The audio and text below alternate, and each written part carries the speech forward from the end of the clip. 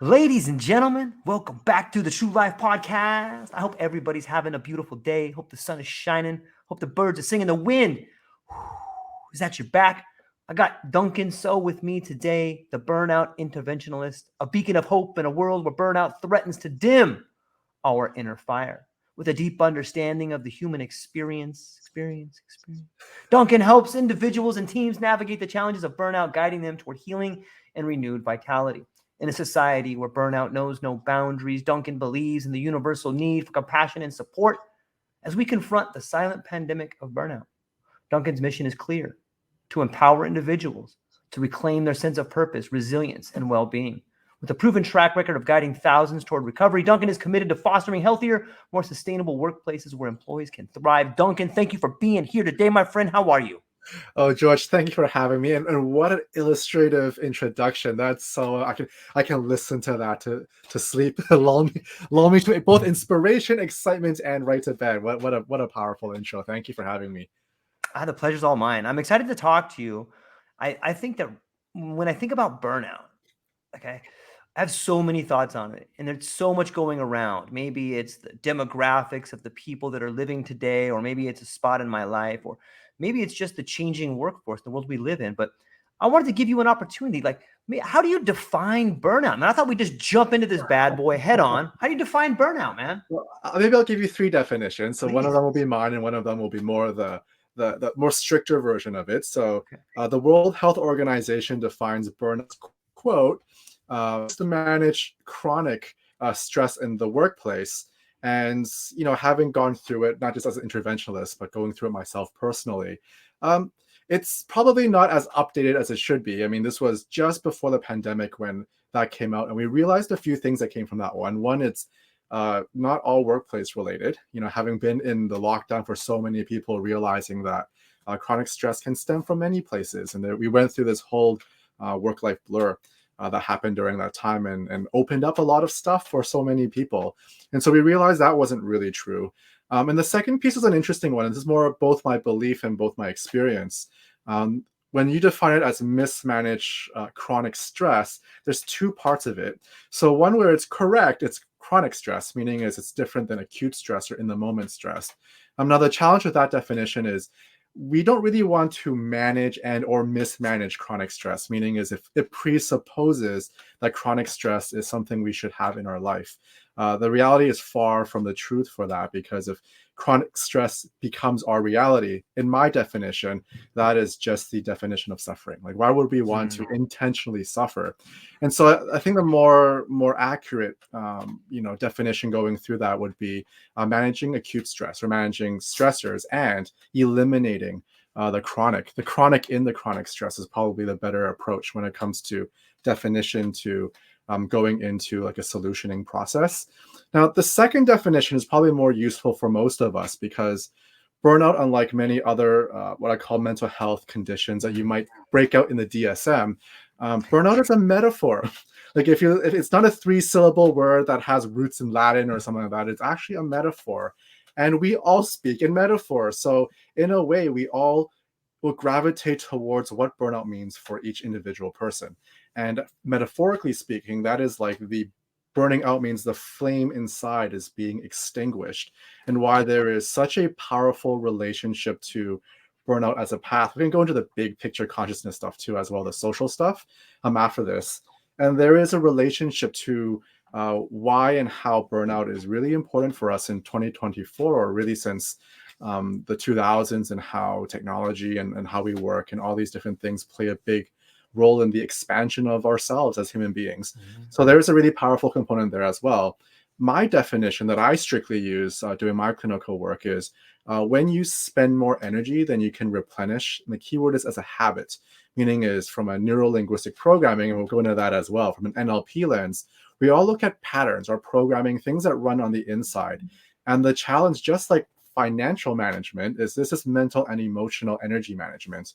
And so most of us today sort of have life control us versus the other way around. And whether you're an entrepreneur, you're a working mom, whoever it is, when we lose control and begin to expend so much of this energy and we can't replenish naturally, meaning is we have to like willpower it through, our unconscious mind, our habits, our patterns will eat us alive. And that's the point, not in a good or a bad way. It's just the point of those habits is to make our life simpler. And if it's not in a healthy way, then it'll drive us to mental and emotional bankruptcy in this case, which most of us will label as burnout as well. So that's what I use in my work to help to address all those and intervene with all those different patterns and move people towards total well-being. It's really well said. And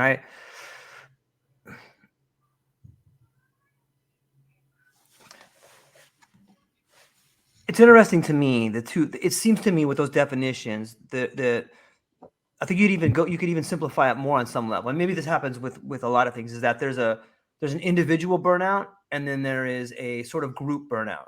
Mm-hmm. And when I look at the world of employment today, especially like multinational corporations or, anything that's unfortunately really profit driven instead of driven by meaningful action, what you see, in my opinion, is the burnout comes from the lies that are told on the inside.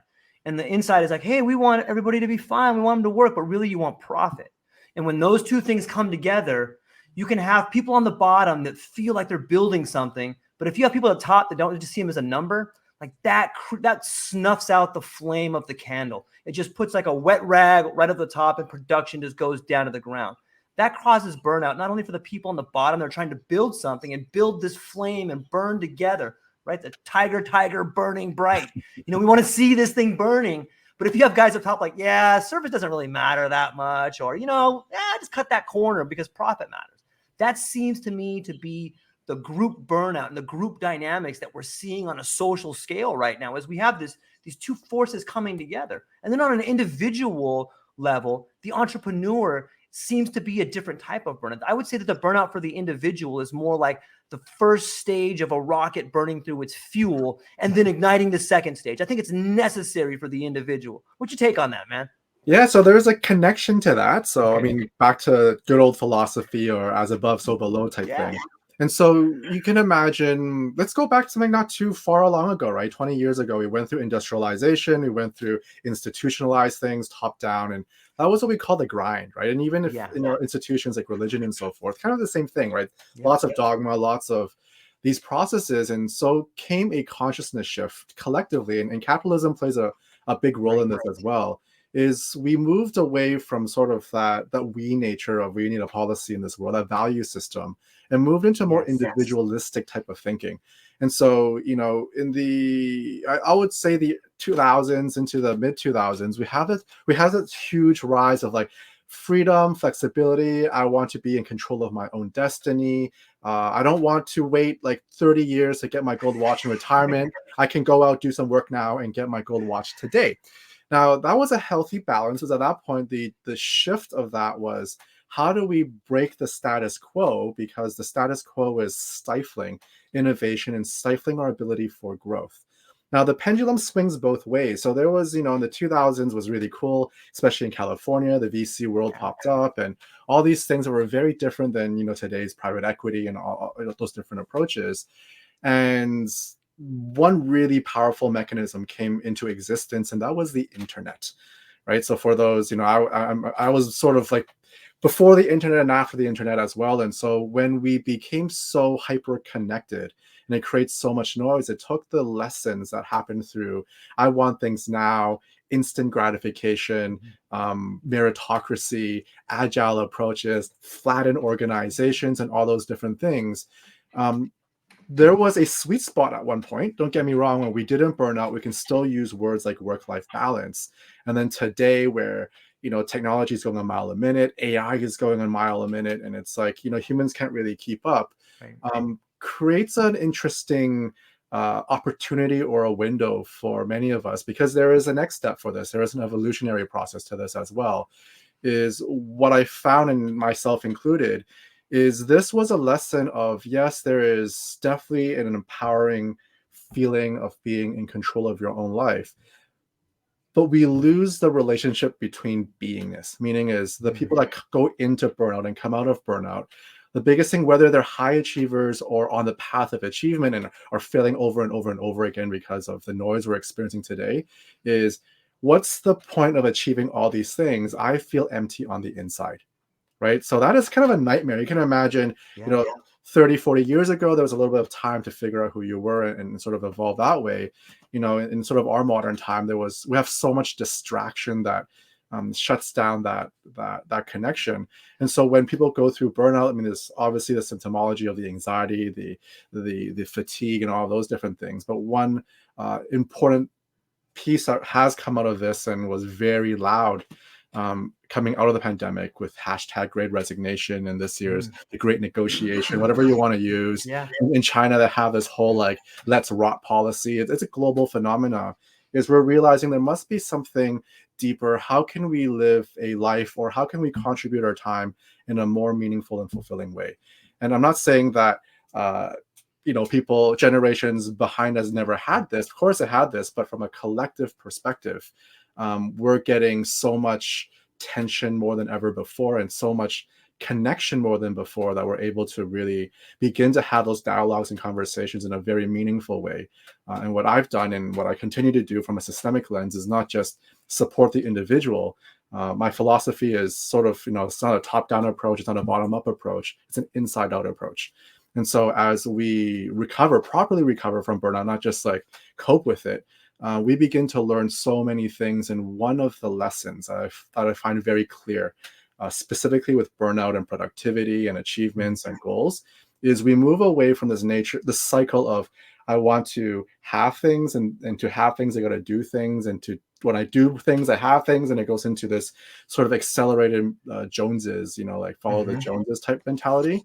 And for the first time collectively and cross-generationally as well, because we have the largest multi-cohorts of generations squished together in our lifetimes, thanks to modern medicine, I guess I'll call it that way.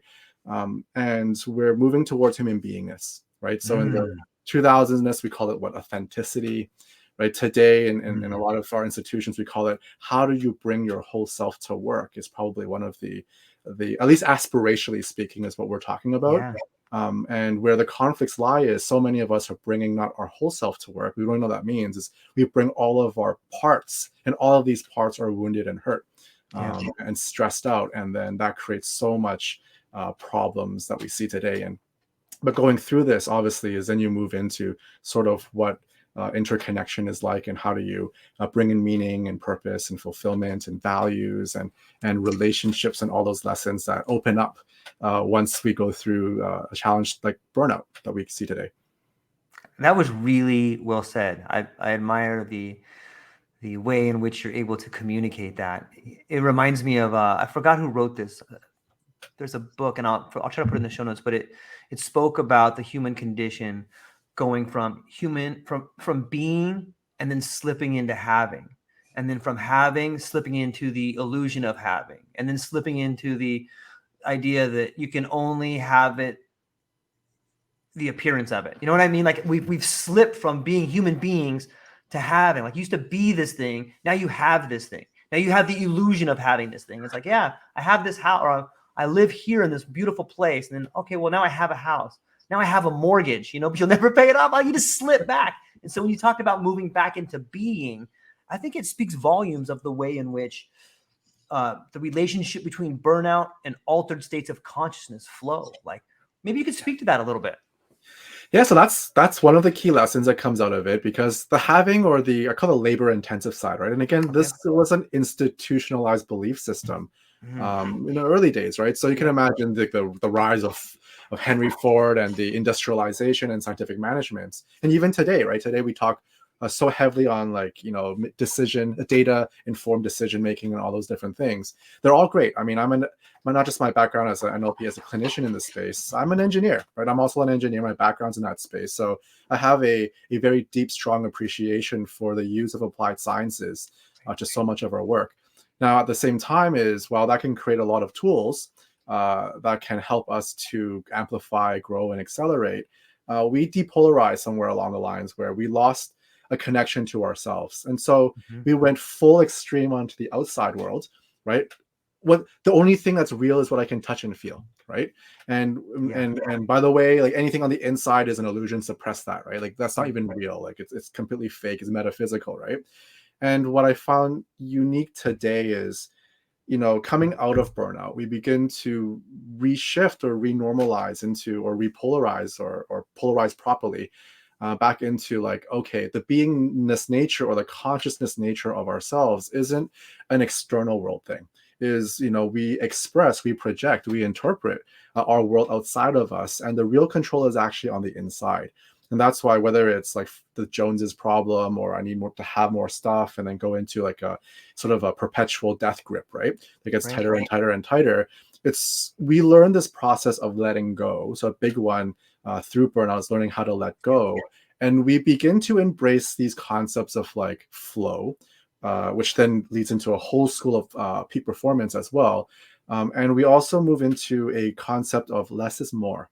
And there was a whole movement, and still is, it's still growing, of like essentialism or minimalism, maybe a little bit extreme, but definitely figuring out like there is a relationship between standard of living and quality of life. And today we've leaned too strongly on standard of living, and our quality of life has just plummeted.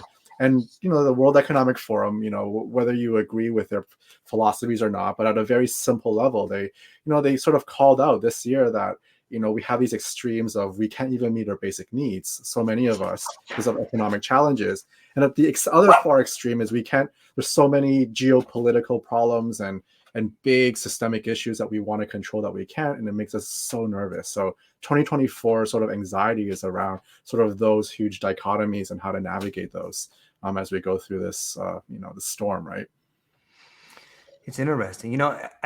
As someone like yourself who has a background in NLP and probably has a wonderful love of language, be it symbolism, body language, or regular language, what do you see this move towards nouns becoming verbs as a process of evolution in the way we're seeing the world?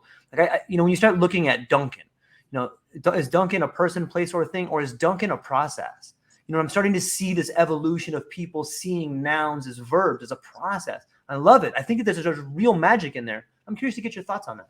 Yeah, it's yin and yang, right? So, I mean, language is pretty universal, because one of the things that I appreciate about NLP isn't just about the use of language, because language is like, whether I speak Chinese or English or whatever it is, we follow syntax, we follow grammar, we follow structure, we follow those things.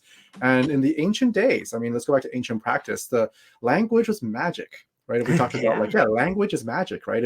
Magic is an expression of consciousness, it's spells. So we use that today as well. And nouns are important. It's sort of the yang approach. Yang is important because it freezes things. They're objects, we can touch and feel them and so forth. Process verbs and stuff are movements, right? And so we need both. Like at the end of the day, we need both, right? And the beauty of and why I enjoy NLP as a process, not just in my career but in life, is it helps to really formalize, or at least give a framework around sort of how consciousness and energy expresses itself, and how we use things like nouns, for example, to create containers, right? Their containers are useful, and then we can use verbs and processes and descriptives to fill that out. That's the story and the narrative, the movement. We need both. At the end of the day, we need both. We need the nouns. We need the things to focus on the willpower, the masculine, the electric part of things, right? And then we need the process, the flow, the movement to fill in the feminine side of things, right? The expression, the emotion, the story, the motivation, right? And you need that to achieve your goals.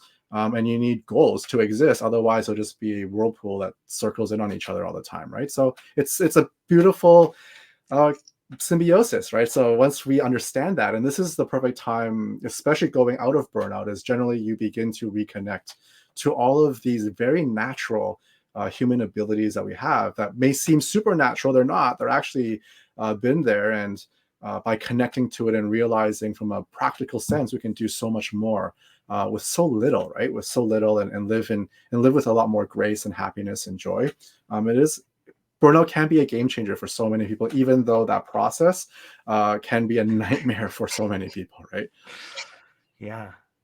Yeah. Do you think it's fractal? Do you think that like the individuals are going through burnout at the same time our society is going through burnout and they're just like, they are just part of it? Do you see Mhm. it that way? That's the lessons, right? So the lessons is we moved away from institutional structure, even though Mhm. it's a we focus into a very me-centric, I want things now. And collectively, we're learning how to let go. So the lesson is Mhm. letting go. And a lot of the challenge when it comes to building and wanting and having is control, right? Because we want to control everything and we lose Yeah. relationship. Even technology is a form of control, right? I've been writing algorithms and logic diagrams and maps to program things. And if you even look at modern day like AI, for example, we moved away from being rules based and we're moving towards like fluid based, looking at just how things operate and having AI stitch that together consciously, right? So, that is also an expression of us. We're going through the exact same thing. Burnout just has a deeper relationship to a lot of mental and emotional health challenges, and that's why I guess it's a lot more personal, less like philosophical or spiritual for people. It's very personal for people because there's a health relationship to it. Yeah, it's interesting, the idea of relationships and the language we use on a daily basis to describe our relationships. Oftentimes, it seems to me, in my experience, that going through burnout fundamentally changes your relationship with everything around you. Because in some ways, it's almost like you were rewiring your brain to have a different relationship with the world. And that's where I got into the idea of neuroplasticity. It seems to me, and as someone who's an NLP practitioner, in some ways that's what's happening, right? Is we're changing the way we're changing the relationship with the way we see the world, which is kind of like neuroplasticity. Is that fair to say? Yeah, I think like the somewhat of, and that's true, and the opposite that makes burnout a Okay. challenge is it's we're not neuroplastic enough. We're Oh, too rigid. Right? When we're too rigid in our ways, yeah. even though we want stuff, but we're always like, this is our goal. This is we must do, we must have, produce, go, go, go, go, go. And we lose the ability to connect with the deeper problems, right? And sometimes, from more of a clinical lens, is sometimes we feel that what we want to have and we just keep doing and following these cycles really just is about satisfying something really simple, like an unfulfilled need that's really simple. And I love this one because some of us come in and goes, Duncan, what's the secret to happiness, right? So we go into these big philosophical questions, and I'm like, well, from an NLP lens, right, happiness is instant, right? If I just went and if I said, Mhm. George, think of a time in your past where you were ecstatic, you Right. were super happy, and you can relive that memory, and Right. your smile goes up your body. I'm like, congratulations, you're happy. Right? Like you don't need Yeah. drugs, you don't need all these different things. It's so easy to go into happiness. And the real question for so many people is not about happiness, about these states, is how do I not live in misery? Like, how do I move into the flow states of Mm. fulfillment and purpose and meaning? And what might sound like philosophy and those concepts, but really is human. Like I call those very technical skills, right? Like how, and unfortunately, we never were born to be like, this is the technical manual to how to be a human being. Yes, we live in free will, so we get to choose whether our happiness or our demise, that's our choice. But at the end of the day, where the illusion really kicks in is when we externalize things so much that we no Mm. longer remember the connection we have to create our own world. And then we feel the world controls us, right? It's all about control, right? In this aspect, and then everything circles around that. And when we let go, right? When we let go, the illusion drops, and then we realize so many unique, not just other new frameworks and new techniques and tools and ways of being and living and doing and having that are so much more fulfilling. That doesn't require to be a philosopher, right? We can apply science. We can apply things like neuroplasticity, where it's about learning, right? If we're growing, we feel alive, right? So Yeah. our natural state is to be very neuroplastic, right? And we lost that. We lost that along the way of industrializing things too much. Yeah. I don't know if we lost it or it was conditioned out of us. Conditioned out of it. Yep, that is an accurate.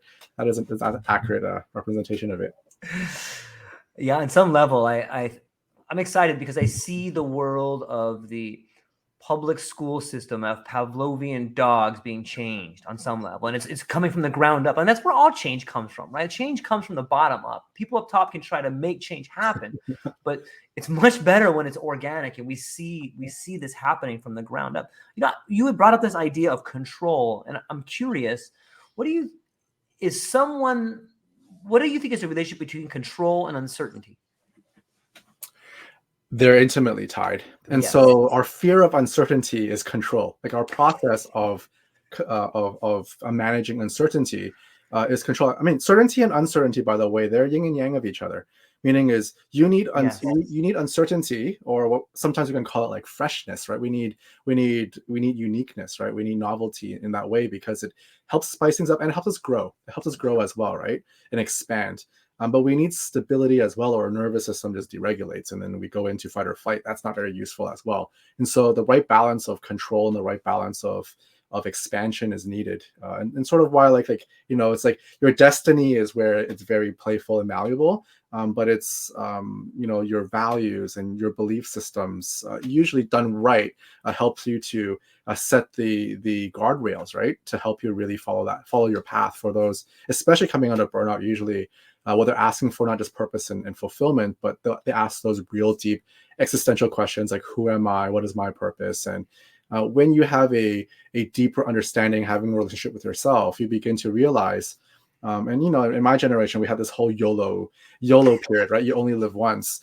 And you hear these stories in my younger times as as sort of the late stage millennial is, it was like, oh, go on travels, go on these experiences, travel the world, blah, blah, blah. Everything is so transient. And that was great. Don't get me wrong. And then they came back and they're like, then what? And I still feel empty and unfulfilled on the inside, right? And today we might use words like spiritual bypassing or something like that, right? Or personal growth bypassing or something. And it's really down to the same questions. Like once you get clarity around that deeper relationship with yourself, and again, there are tools and techniques for this. It's so easy to really YOLO, because the opposite of YOLO is, how do I go on my deathbed, like leave this world with no regrets? Some people say, how do I leave every day better than the next, right? And those comes down to your blueprint, which is structure that is called your values, right? So yes, we can change our values in extreme ways, like near-death experiences. We've seen those happen. And in by work as well, we use NLP to shift those. But naturally, for those who want to have a stronger sense of identity and who they are and what they're meant to do, we have that born into us. So that's our blueprint. And where it's really important, back to conditioning, is sometimes we may be over-conditioned with beliefs and values that aren't really aligned to who we are. And that's when we get, today we call it imposter syndrome, or feeling that, either we're not worthy, or we don't deserve it, or not loved, or not this, I'm not enough, and all those different things. And those are all really great, like, contrast to help you. Okay, what does enough mean to you? What is worthiness? What is love? What are these deeper things that's subjective in nature, but very unique to tying back to that blueprint? And when you do, everything opens up, and then that's where flow happens. That's where grace happens, right? So flow is important. We use as peak performance, but grace from a very like, and why I say the word spirit, but from a metaphysical lens. And I know both of us have, like in the world of even psychedelics and consciousness expansion and so forth, is you have something that's so metaphysical, and we go through this body to make it physical, right? Going through our mental body, our emotional body, our physical body, and just building things. It has to be clear, right? So once that is clear, things flow. There is a grace there. Things are blocked. Well, guess what? You're not just at late stage, you're going to get physical problems, obviously. But even in the medium, early stages, you get all of this like static and noise and confusion and all these other emotions, which aren't bad. It's just we don't understand what those emotions mean. And then we suppress it to the next day, and we go really into deep level problems like burnout, late stage burnout especially. It's really well said. Sometimes when I talk to people or that are in the midst of like a late stage crisis, and believe you me, I have tons of people in my family, myself, and all, probably, if we're being honest, someone in our family or ourselves have gone through this stage of burnout or the time of crisis. And if you haven't, well, get ready, because it's probably coming your way. So what's interesting though, and what I like to tell people and myself, is congratulations. Like right when you're down in the dumps and like everything is horrible and the world is falling down around you and you're calling your friend like, I can't fucking believe this shit, I die, why me? The best thing you can do is be like, congratulations. Because I feel like you are at the crossroads of gaining understanding. For the first time in your life, you can't control things, and that's a positive thing. Or maybe it's not the first time. Hopefully it's not the first time, but like that is a real opportunity to do some learning. When everything around you is crashing, it's probably a sign that you're on the point of a breakthrough.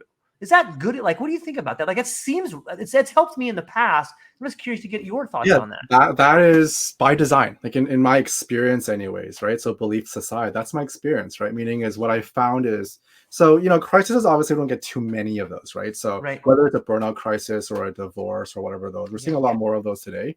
But these crises teach us lessons. And I know sometimes we hear this concept of it's in the silver lining, like look at the silver lining.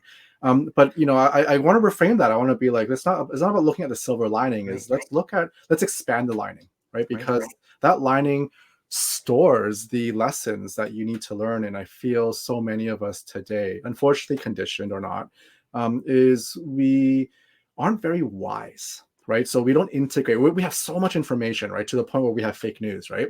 And we have so much information that it's hard for us to discern. And as we discern, it's even more difficult for us to integrate that into wisdom.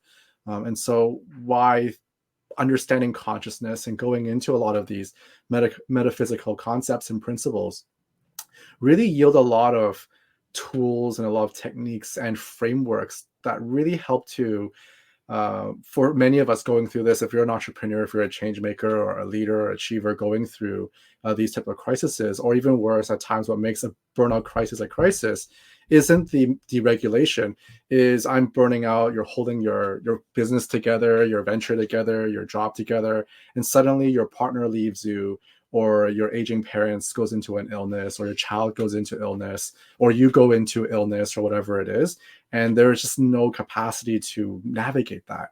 And so that's a huge crisis situation, and you have to really not just sift, sort, and prioritize, but you have to regulate extremely quickly. And what makes, what I chose in terms of my work anyways, I never decided to enter into burnout. It just happened that I fell into burnout. I left that, went into systems change. So reinventing food banks, building schools in Africa. Like I've been doing a lot of those really fun things, and just came full circle because I realized that there was a deep need for so many people, as like my mission is to empower the way we work, live, and grow. And a big part of it, my season of this career, my contribution in the next 5-7 years, is to really figure out this burnout piece and create a platform or a channel for our own growth and evolution and and what you said, your breakthroughs, right? So a lot of our work is how do we find and discover and use a more structured process to experience those breakthroughs, and then find meaning through those breakthroughs to move your life in the direction that you need to go, right? To be you, really, is sort of, it's time to be you was one of my mottos I used, like 10 years ago. That was in my early days of going through burnout. It's fascinating. On a grander scale, the idea of patterns, like it's really difficult. Correct me if I'm wrong, but I think it takes at least two people to notice a pattern. Like I can look at my life and see a pattern, but if I have someone there that's looking at it, now it's confirmed. You know what I mean by that? Like it seems like very helpful. And I'm curious in your process, is that, and it seems also that when you're with someone and you realize a pattern and they can see that pattern with you and confirm that pattern. On some level, that speaks to the idea of connectedness and patterns and making change. Is that something, like, it seems like you're really good at that. Like I could imagine sitting down with you and talking to you. What's the secret sauce? Are you helping people understand that pattern? Is it necessary for that? Like it's all connected, right? So that's the perfect description of the entire profession of therapy. So what do you think about that, right? So at the end of the day, is especially, I won't use burnout, just general reflection and growth, is again, we've lost the relationship with ourselves. Yes. And so ideally is, that's why we have practices like meditation and mindfulness and so forth, is that allows you to, what you would do the same thing with another person, to do with yourself. Now, with another person is useful, especially if they're, they don't have to be trained, but they're more like empathic, or they have that natural tendency, is they can reflect it back to you. Now, the challenges of interpersonal relationships is sometimes they project their baggage onto you, and then it becomes like a cluster storm, right? We don't want that as well. But a lot, and I've learned this especially in romantic relationships, is even in my capacity, as I know I have the answer, and I see it as well. Like I see them sort of moving into self-sabotage. That doesn't really create change, right? Sometimes that even creates resistance. And it's just the ability, and I teach this to managers as well, especially around empathic leadership and so forth, is if you know how to hold space properly, if you know how to ask questions properly, just like you're doing as a podcast host, you ask those questions properly. It's so funny that people be like, now that I hear myself talking, right? And then they'll go into their own solution, and they'll be like, George, what do you think? And you just repeat what they said, like, oh, what an amazing idea, and then they're gone doing their thing. That's in the a good day for a therapist is what they're looking for, right? And for a lot of people, that's enough, right? Especially, and it's a global issue, but more specifically in the United States, because your general surgeon just sort of put up on the top of the list is loneliness, right? Our technology has created a filter towards real human to human interaction, and we especially Generation Z, they grew up in a very virtualized type, and a very fast-paced virtualized, almost a hallucination of a world. So there are challenges of like, how do you get the feedback to listen to yourselves when your life is so determined on all of the devices around you, right? And so we have to also be very cognizant of that, because that's a generation, by the way, talk about conditioning, right?